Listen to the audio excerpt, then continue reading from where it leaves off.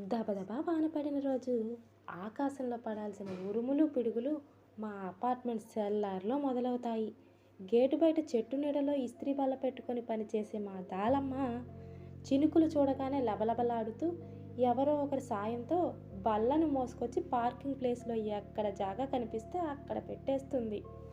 హడావుడిగా కాలంతో పోటీ పడుతూ వాచీలు చూసుకుంటూ ఉరుకులు పరుగులతో అక్కడికి వచ్చిన వాళ్ళు దాలమ్మ ఇస్త్రీ బల్లను చూడగానే మొహాలు నల్లగా చేసుకొని, వాచ్మ్యాన్ వాచ్మ్యాన్, ఈ బల్ల ఏంటి అడ్డంగా, ఆ దాలమ్మ ఏది అంటూ గావు కేకలు మొదలు పెడతారు.